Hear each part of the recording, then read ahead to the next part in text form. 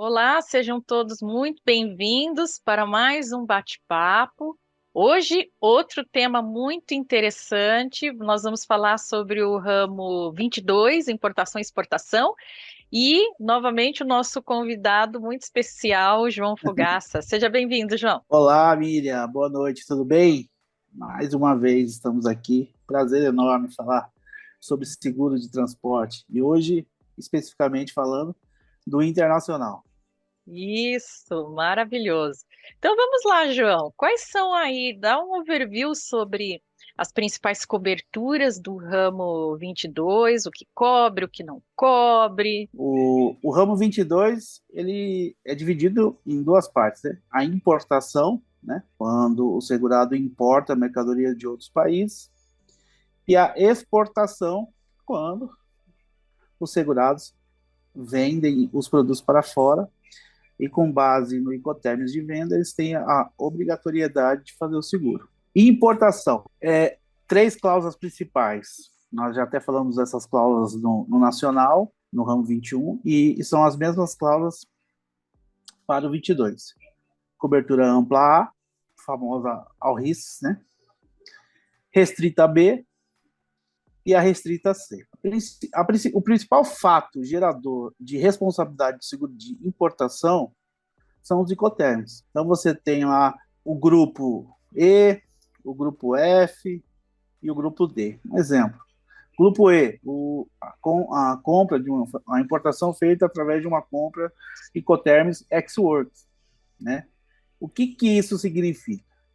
Significa que o importador ele tem a responsabilidade de fazer o seguro e a cobertura vai ser a partir do momento que ele tira a mercadoria da fábrica do importador. O importador brasileiro comprou uma mercadoria da Itália, do exportador italiano, na cidade de Gênova. Então, a cobertura do seguro de importação é feita pelo importador, Brasil, e inicia no momento que ele retira essa mercadoria lá na fábrica desse exportador em Gênova. E, João, quem que Esse, define esse tipo de contrato? Quem define? É o segurado? É o as partes, fornecedor? Ambas as partes. é uma questão comercial. Cada definição tem um início e fim de direitos e obrigações. A segunda opção, por exemplo, ele faz uma compra no Incoterms FOB. Então muda o início da cobertura e muda a responsabilidade do importador. Ou seja, a cobertura do seguro se dá ao momento que a mercadoria é colocada no navio do porto ou numa aeronave no aeroporto. Ou seja, o trecho preliminar rodoviário é de responsabilidade do exportador. Isso deve interferir no custo do seguro também, né? Cada tipo de contrato, né, João? Perfeitamente. Isso mesmo. A diferença é custo. Às vezes, o importador ele tem alguns representantes, por exemplo, em Miami ele tem representante. Então, ele compra a X-Works, ele vai pagar um valor menor, mas ele tem um representante lá que tira essa mercadoria para ele da fábrica e entrega no aeroporto ou no porto. Mas muitas vezes você pega uma Índia, né, uma Itália, que ele não tem um representante lá, é melhor ele pagar um pouco mais, mas comprar na modalidade FOB, porque Uhum. toda a parte preliminar fica a responsabilidade para o exportador e, por outro lado, o exportador é daquela região, né? Conhece melhor, né? Os Isso. riscos. Então, cada Incoterms determina o início da cobertura de seguro de importação. A ampla A, que é a cobertura mais que ampara quase 100% de danos, de riscos, nós falamos que é sempre inicia no local combinado, conforme Incoterms, e sempre termina na fábrica do segurado. Então, se importa a mercadoria da Itália até um embarcador fica em Sorocaba, por exemplo, a mercadoria está coberta até a fábrica dele de Sorocaba. Chega no Porto de Santos ou no outro porto, se contrata uma transportadora para fazer o percurso terrestre complementar, traz até Sorocaba e aí se encerra a cobertura desse embarque. Dentro da operação de importação, Nós temos lá várias cláusulas, conforme a gente já mencionou no 21. Temos cobertura de FOB, cobertura da verba frete, nós temos a cobertura de despesas que o segurado possa ter, como demurge, locação de container, documentação, que o importador geralmente contrata um despachante, contrata capatazia no porto para fazer operação de carga e descarga. Então, você consegue incluir na verbação, né, na cobertura do seguro, essa cláusula de despesa. Nós temos a cláusula de lucros esperados, né, que serve para produtos que são importados e que o embarcador vai revender. Então, ele já tem um lucro esperado, ou seja, ele já tem uma margem de ganho e caso aconteça algum sinistro, ele recebe esse valor. E os impostos, né? Impostos são importação, IPI, ICMS, PIS, COFINS. Então, isso é o que a gente fala, as verbas para aquele seguro. Um exemplo claro, foi feita uma importação, né, de R$100 mil, que é o valor da mercadoria. O custo do frete internacional é R$5 mil, ficando um subtotal de 105. E aí você entra sobre esse 105, 10% de despesa, sempre efeito cascata, mais 10% de lucro esperado, ou 20% de lucro esperado, e mais os impostos. Então, para essa cobertura, que nós estamos falando de um valor do produto de 100 mil, porém, com as verbas, esse embarque passa a ser R$180 mil, um exemplo. Então, caso venha ocorrer um sinistro, o segurado vai receber os 180 mil. Então, é sempre importante cobrir tudo, né? Inclusive as despesas, para o cliente não ficar... porque ele tem um custo e muitas vezes, se tiver um problema, ele tem que reimportar, né? Ele tem que reimportar essa mercadoria. Então, a gente sempre fala, na hora que está negociando, fazendo a contratação da apólice, explica essas verbas caso a caso para ele ter noção. Eu não quero contratar o imposto, não tem problema. Só que se tiver um sinistro, o imposto você não vai ser ressarcido, só de que se contrata. E não dá para escolher, tá, Miriam? Escolher uma vez todas as verbas é para todos os embarques. Ah, tá. Não é por embarque, né? Não. Escolheu para um, escolheu para todos. Exceto o lucro esperado, porque às vezes ele pode ter uma mercadoria que ele não vai vender. É uma máquina para ele aumentar a sua malha de produção. Então, essa máquina não vai ser revendida, então ele não tem um lucro esperado nessa máquina. Entendi. E aí se isenta essa verba. Mas falando das coberturas, temos ampla A para mercadoria refrigerada, ampla A para mercadoria congelada, ampla A para bulbo, né? Que importa a batata, né? Se importa muito. A maioria das sementes de batata, né, que a gente fala bulbo de batata, que nada mais é que a batata, elas são importadas da Holanda e do Chile. De março a maio se importa da Holanda e de agosto a novembro se importa do Chile, por questões climáticas e também por questões da produção de plantio no Brasil. O estado que mais se importa bulbo de batata é o estado de Minas Gerais. Olha só. Você sabe que um dia eu tive um sinistro, né? Eu sei que nós vamos falar de sinistro na próxima live, né? E os impactos, mas sabe que um dia eu tive um sinistro com carga de alho. O alho todo ele chegou estragado. Aí eu não sei se não teve um acondicionamento correto, enfim. O alho, ele tem uma questão também, é bem legal o alho, porque assim, ele tem um vício próprio, se não vir refrigerado, ele brota. Só que o alho, muitas vezes, se importa muito o alho da China. E o que acontece? Às vezes o pessoal fica segurando o alho lá para vender, e quando vai vender, o alho já está bem próximo de estar brotando e estragar. Então, dependendo do período, um exemplo aqui, eu não lembro de cabeça os meses que se importa da China o alho. Mas vamos dizer que o boom da safra lá da China seja janeiro. Então, janeiro que é o alho novo. E muitas vezes o pessoal acaba comprando em final de março, começo de abril, para chegar aqui em maio, entendeu? Então, é um final de safra. Eu já tive um sinistro há uns 10 anos atrás, um importador fez uma importação da China de ursinho de pelúcia, só que o importador não pegou um container que tinha transportado o alho, não fez a limpeza, não fez a Meu Deus. lavagem, colocou os ursos, chegou aqui no Rio de Janeiro, assim, embaixo, chegou aqui tudo com cheiro de alho, não tinha o que o cara queria receber, falou, não viu? Não tem condições. Não tem. É muito.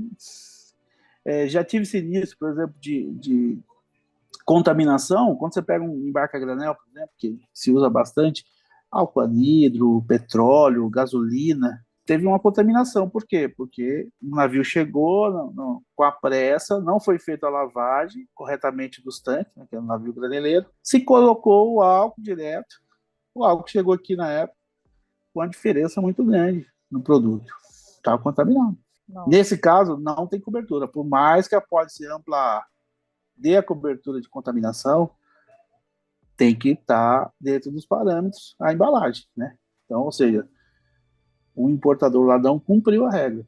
O exportador, desculpa. Não cumpriu a regra. Uma Na negligência época, imperdoável, né? negligência. Diferente de um outro produto que entrar, né, na viagem, contaminar. E aí, na época, até de um grupo forte, o importador era um grupo forte do Rio de Janeiro, de combustível. Os embarques a granel dão uma live aqui, porque, por exemplo, gasolina, se importa gasolina. Você tem lá, o navio tem 3 compartimentos, né? Então você compra um lote e ele é dividido naqueles 3 compartimentos. Quando você divide o produto desse compartimento, dá diferença. Então o que tem que fazer? Tem que, quando chegar aqui, descarregar tudo num tanque só, e aí você vai medir, e aí vamos ver se tem diferença ou não do produto.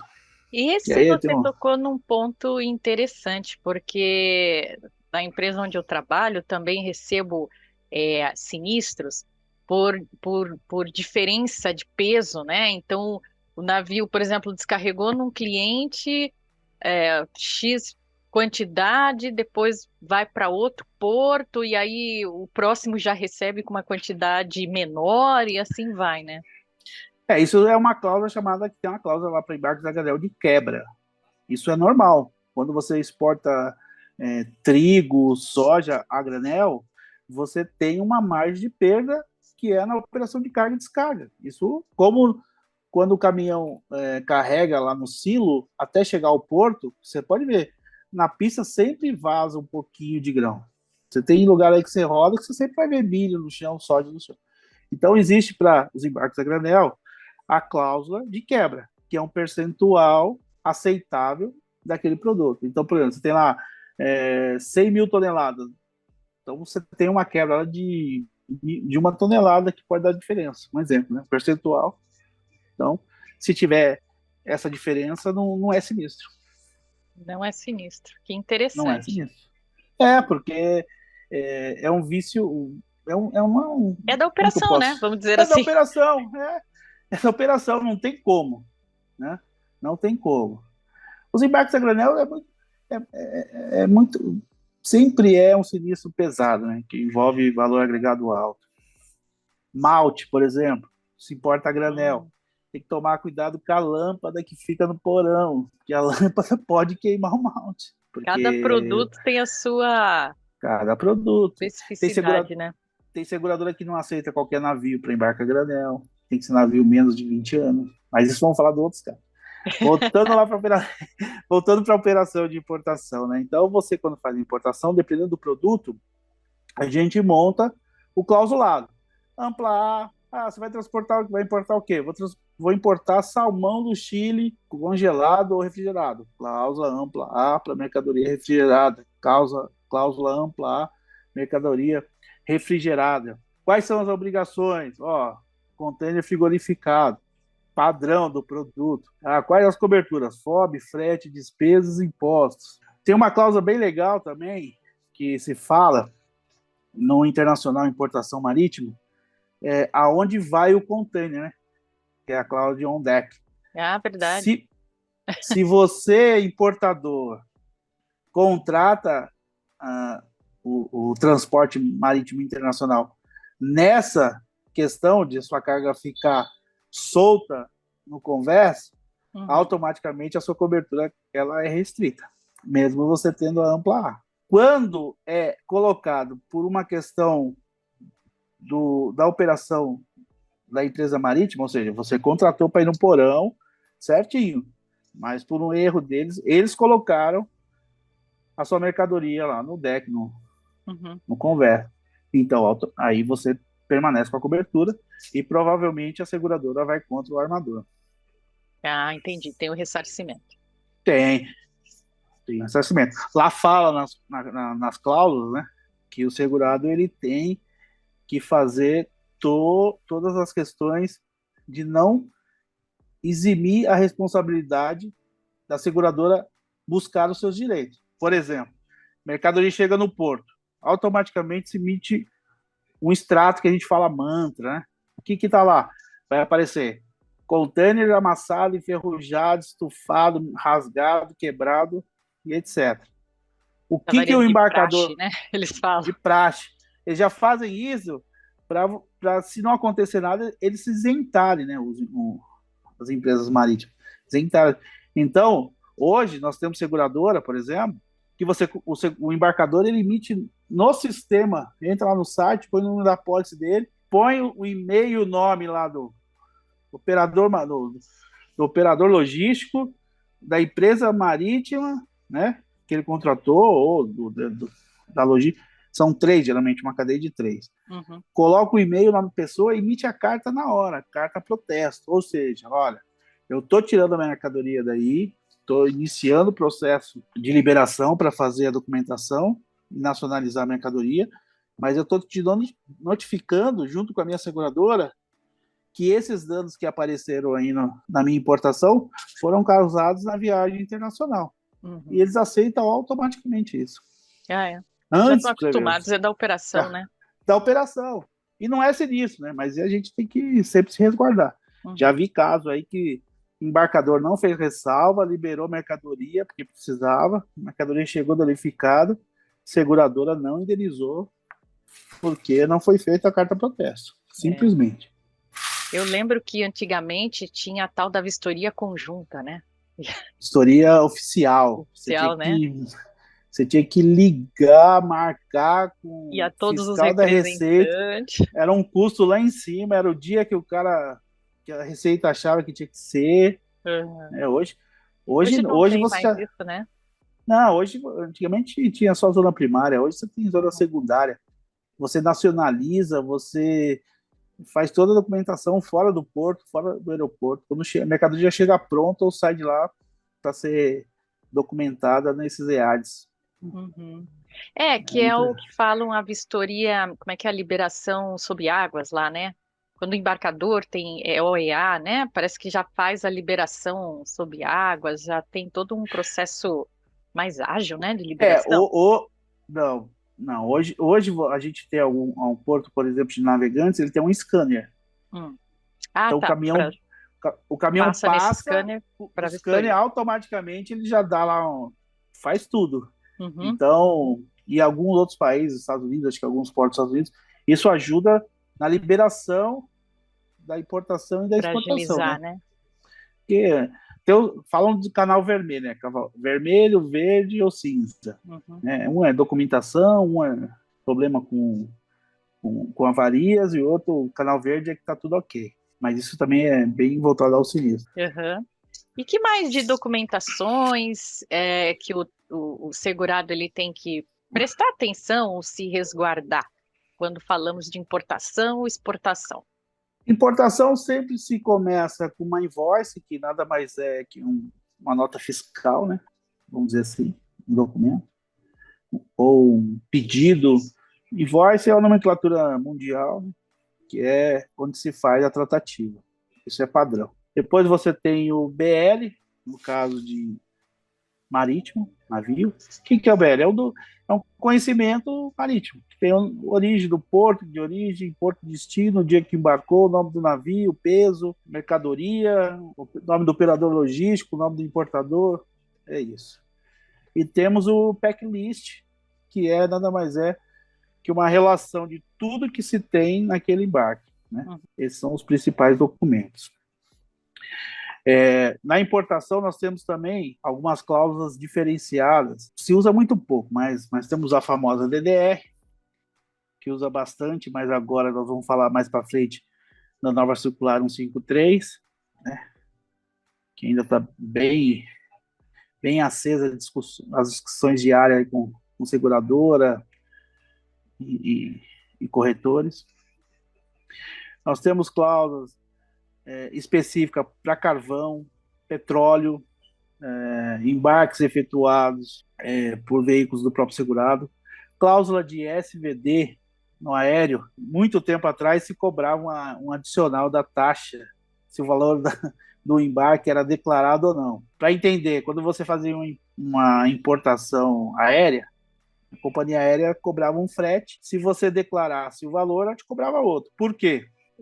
Tinha a lei de Varsóvia, que a gente falava que as companhias aéreas elas são obrigadas a pagar $20 por quilo em caso de algum dano à sua mercadoria no trecho aéreo. Se resguardava a sua mercadoria, o quilo da sua mercadoria valia $100 mil ou R$100 mil, ela te pagar $20 por quilo e pronto. Então, se colocou essa cláusula de SVD sem valor declarado ou com valor declarado. Uma vez quando o segurado declarava o valor, essa cláusula não tinha mais validade, né, de $20 por quilo, e ele recebia o valor da nota fiscal, né, ou da invoice. E aí as companhias aéreas também não. Se o frete sem valor declarado era 10, com valor declarado era 30. Né? E com valor declarado eles pegavam a mercadoria do cliente, colocavam no melhor lugar para não ter esse problema. Tratativa era diferenciada. Hoje existe a cláusula ainda, tá lá, mas não se aplica o adicional de 20% sobre a taxa. Ok. Outra cobertura legal é a extensão de coberturas. Muitas vezes o pessoal importa a mercadoria e por uma questão da volatilidade do câmbio, do dólar mais para cima, o pessoal deixa essa mercadoria numa zona secundária e fica aguardando o dólar diminuir o câmbio para nacionalizar. Entendi. A cobertura do seguro, ela dá após a chegada do navio ou da aeronave no porto até 60 dias e no aeroporto 30 dias. E depois disso, se você não nacionalizar a mercadoria, fica lá, você pode fazer uma cobertura adicional por mais até 60 dias, né? E no aeroporto por mais 30 dias. Você cobra uma taxa de 20% do valor da taxa, limitado a 0,20, não lembro agora de cabeça, e aí tem essa extensão de cobertura. Quem usa muito isso é importadores de carro, Espírito Santo. Sim. Então eles importam o carro, aí eles não nacionalizam tudo de uma vez, eles vão nacionalizando quando as concessionárias vão pedindo, e eles vão liberando os lotes, e aí vai nacionalizando. Legal. Isso. João, comenta um pouquinho um transportador que quer entrar, quer fazer, né, importação não, a parte aérea, por exemplo, importação e exportação, né? Que tipo de documentação ele precisa ter? O que ele precisa adequar na apólice dele? Quais são os primeiros passos, suas recomendações? É assim, ó. O transportador ele pode fazer qualquer transporte de mercadoria oriunda de importação ou destinada à exportação, ok? Eles podem fazer. O primeiro diferencial que ele precisa ter na sua apólice para ir junto com a operação de importação ou de exportação é ter uma cobertura de impostos suspensos. Por quê? Alguns trechos, como na importação, zona primária para zona secundária, as mercadorias são liberadas, mas não são nacionalizadas. Então, existe um imposto, mas ele está no sistema de suspensão. Né? Então, se acontecer algum evento nesse trecho, zona primária, zona secundária, automaticamente esse imposto é devido e tem responsabilidade. Então, o que é a cláusula de imposto suspenso?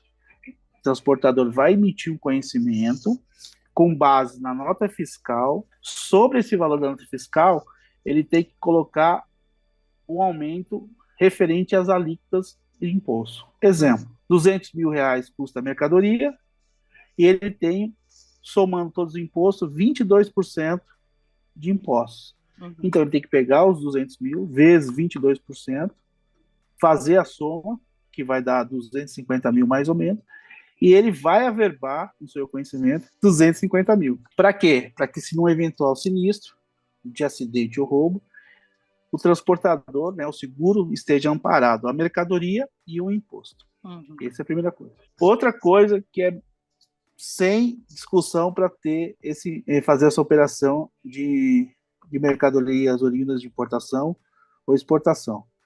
O segurado, ele que tem que ter, no mínimo, um exemplo, né? Uhum. 2 milhões de patrimônio, 2 milhões de patrimônio, ou uma apólice de seguro que a gente fala, seguro garantia aduaneiro, que todas as receitas exigem. Senão, a transportadora não entra para carregar essa mercadoria na questão. Não tem Olha o que só. fazer. E o Então, seguro também é outro, né, João? Porque é o seguro é outra, é FCTVI, garantia. né? Para o Não, transportador? não, é o nacional. É o 54-55, é o Ah, é o RCTIC. mesmo. O RCTVI é quando o transportador faz viagem no Mercosul. Por exemplo, ele carrega no Paraná e vai levar uma Uhum. mercadoria na Argentina. Tá. Aí é o RCTVI. Que é o Nós estamos transportador tem falando. que ter. Isso. Nós estamos falando no nacional aqui nas importações. O que são esse transporte? A mercadoria chega em Santos e precisa ser transferida para Bauru. Então a transportadora coleta a mercadoria em Santos e leva para Bauru. Como a mercadoria não está nacionalizada ainda, vai ser nacionalizada só em Bauru. Se o segurado lá, o transportador, não tiver uma apólice adicional de garantia e não tiver a cobertura de imposto suspenso, Ele não ele não, transporta. ele não transporta. Ele pode até transportar, né? Mas Mas corre um risco. corre um risco. É complicado. Essa questão do internacional tem muito. Hoje, quase todos os embarques que chegam no porto, numa zona primária, são transferidos para uma zona secundária por questões de custo, né? Custos. Uhum. Sua mercadoria fica no porto, qualquer movimentação você paga. Ó, tira meu container do segundo andar, põe no chão, paga. Pega o container do chão, põe no segundo andar de novo, paga. Tem um custo. Entendeu? Tudo no porto, até para respirar tem custo. Tem custo. Hoje você tem duas margens de Santos, né? A gente fala Santos Brasil, que é Guarujá, do lado direito, e Porto de Santos, que é o lado esquerdo. Isso ajuda, porque aí tem uma questão de concorrência, né? Isso ajuda a baratear. O lado esquerdo é mais o dia a dia, né? O lado direito é um pouco mais elitizado, tem alguns produtos diferenciados, né? Aceita carro, o lado esquerdo não tem pátio para aceitar carro, né, caminhão, etc. E aí geralmente o importador ele cria um laço, né? Tem mais facilidade do lado A, do lado esquerdo da marca. Ou não, eu prefiro o Santos Brasil, que é menos burocrático, mais fácil liberar. Isso é comercial. Depende do terminal, né? Isso. Importação, você pode fazer a apólice anual, averbável, ou anual ajustável, como nós falamos lá no nacional, e as avulsas. Eu não tenho muito volume de importação, importo a cada 3 meses. Avulso, faz uma apólice avulsa para aquele embarque específico. E ok, né? Faz o cálculo. Sempre tem que fazer a cobertura antes do risco, né? Na apólice avulsa. Você não pode, já embarcou. Tá lá aguardando para sair, né? Então, lógico, tem um despachante aduaneiro que faz parte da operação do importador, ele sabe os bookings, as saídas, é tudo documentado, né? Então não tem. É um ou outro caso aí que passa despercebido. Mas não tem jeito. Geralmente a pólice avulsa é sem pagamento à vista também. Né? Paga antes do risco, né? Pagou, fica coberto. Início da cobertura do avulso, quando o embarque, a saída do navio, da aeronave. Fim da cobertura, quando a mercadoria é entregue no destino final. Nossa, tem Né? muita coisa a ser explorada Tem, ainda só nesse tem, item, né? E tem, fora as tem. exportações. No avulso não precisa fazer reservação, né? Simplesmente manda documentação. Invoice, BL ou AWB no aéreo, faz a cotação, assina a proposta, emite, ok, sem Ô, problema nenhum. João, já vou te fazer o convite para você. Nós fazemos uma outra live. É, Infelizmente, nós já estamos com o nosso tempo aqui justo, mas justo, né? gostaria de agradecer a sua participação. Nossa, foi excelente todos os conhecimentos que você nos transmitiu e certamente vai auxiliar aqui todos os nossos amigos que estão nos acompanhando. Muito obrigada a todos e até a próxima. Tchau, João. Obrigada. Tchau, Miriam. Obrigadão. Um abraço. Tchau, tchau.